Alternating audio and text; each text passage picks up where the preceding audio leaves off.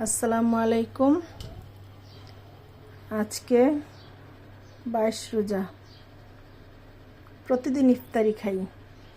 এখন আমার হাজব্যান্ড, আমার মেয়েরা বলতেছে ইফতারি ভাল লাগতেছে না, আজকে ভাত খাবো। এখন রোজা রাখলে তো জানেনি কত কিছু খাইতে মনে চায়, সেজন্য আজকে বিভিন্ন আইটেম রান্না করতেছি, আপনাদের সবার সাথে শেয়ার করব। চিংড়ি মাছ দিয়ে, শুটকি দিয়ে, লতি দিয়ে রান্না করব, এটা আমাদের দেশে হয়। বেগুন দিয়ে, ইলিশ মাছ দিয়ে রান্না করব, বেগুন ভাজা, লতির ভর্তা বানাবো, বেগুন দিয়ে বেগুন পুড়ে বেগুনের ভর্তা বানাবো, আর বানাবো আলুর ভর্তা। সবাই আমাদের সাথে থাকবেন। এখন আমি রান্নায় চলে যাচ্ছি। প্রথমে চুলাতে আমি একটা কড়াই বসাই দিলাম, এখন আমি তেল দিয়ে দিব।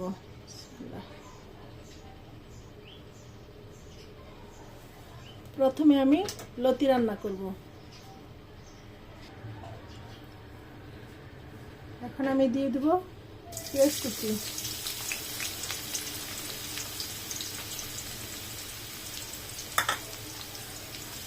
পেঁয়াজটা একটু হালকা ভেজে নিব। আমার পেঁয়াজটা ভাজা হয়ে গেছে, এখন আমি দিয়ে দেব হলুদের গুঁড়ো,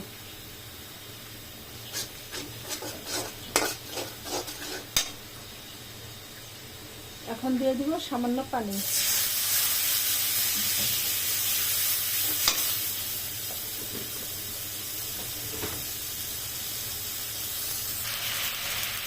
এখন আমি দিয়ে দিব রসুন বাটা,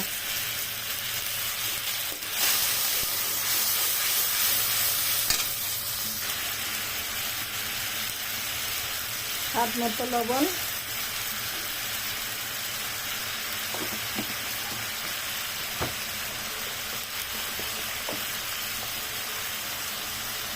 অল্প একটু ধনিয়া গুঁড়া,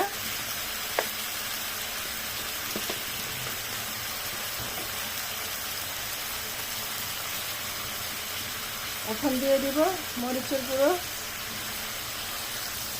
এখন ভালো করে মিশিয়ে নিব।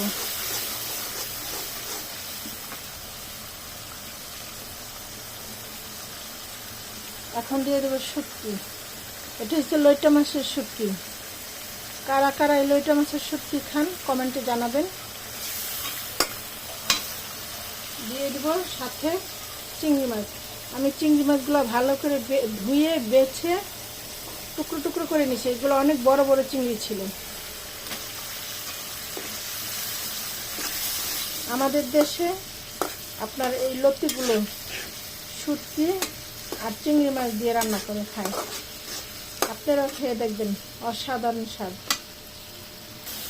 আমার শুটকি আর চিংড়ি মাছ ভালো করে কষানো হয়ে গেছে, একদম শুটকিটা গলে চিংড়ি মাছের সাথে মিশে গেছে।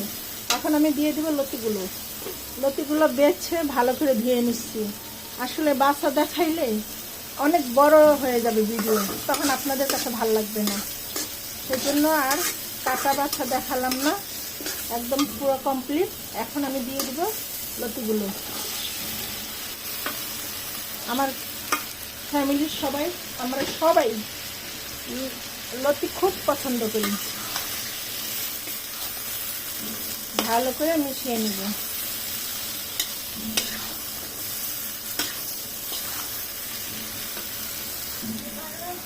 আমার লতি কষানো হয়ে গেছে, এখন আমি একটু পানি দিয়ে দেবো সিদ্ধ হওয়ার জন্য। লতিটা সিদ্ধ হওয়ার জন্য আমি একটু ঢেকে দিব। লতি হইতে হইতে আমি এখন বেগুনগুলা মেখে রাখবো বেগুন ভাজা করার জন্য। সব ধরনের মশলা দিয়ে আমরা বেগুন মাখায় রাখি, তারপরে বেগুন ভাজি।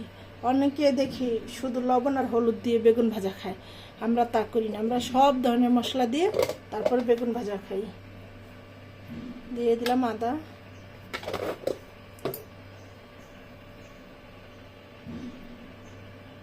রসুন বাটা,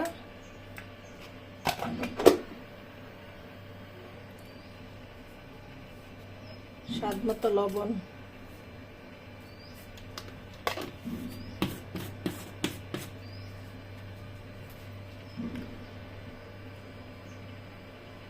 মরিচের গুঁড়ো,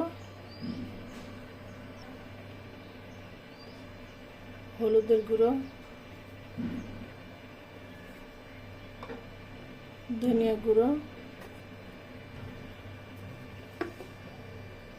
জিরা গুঁড়ো, সবশেষে দিয়ে দিব গরম মশলার গুঁড়ো।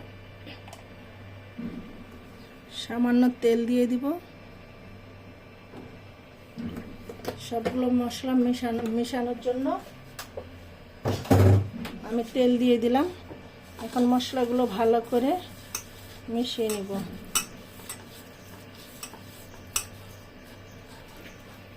এখন আমি একে একে বেগুনের গায়ে মশলাগুলো দিয়ে দিব।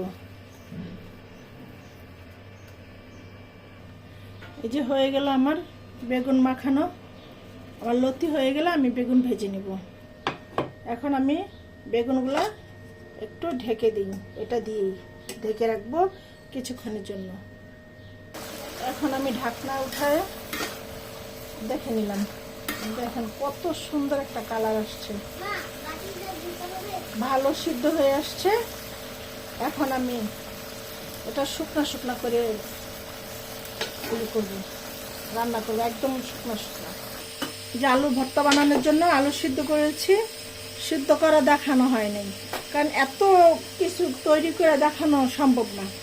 এখন গরম গরম অবস্থায় আমি আলুগুলো মেখে রাখছি, তা না হলে আলু শক্ত হয়ে যাবে।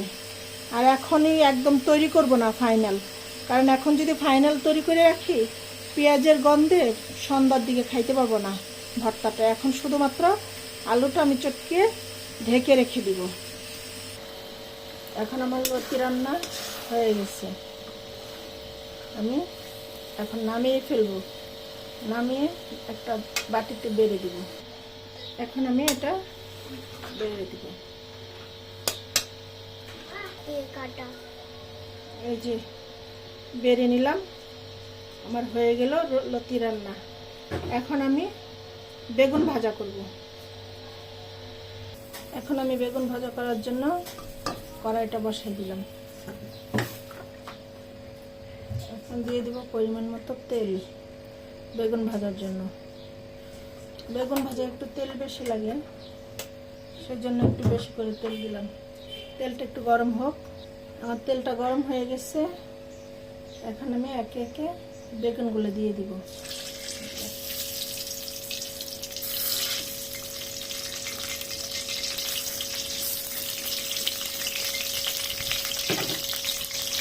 আমার বেগুনটা এক পাশ ভাজা হয়ে গেছে, এখন আমি উল্টে দিচ্ছি। আমার বেগুন ভাজা শেষ। এখন আমি ভালো করে তেলটা ছেঁকে তুলে নিব।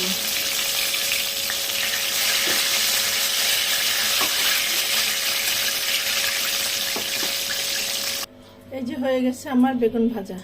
এখন আমি ইলিশ মাছগুলো ভেজে নিব। এখন আমি এই তেলের মধ্যে ইলিশ মাছগুলো ভেজে নিব।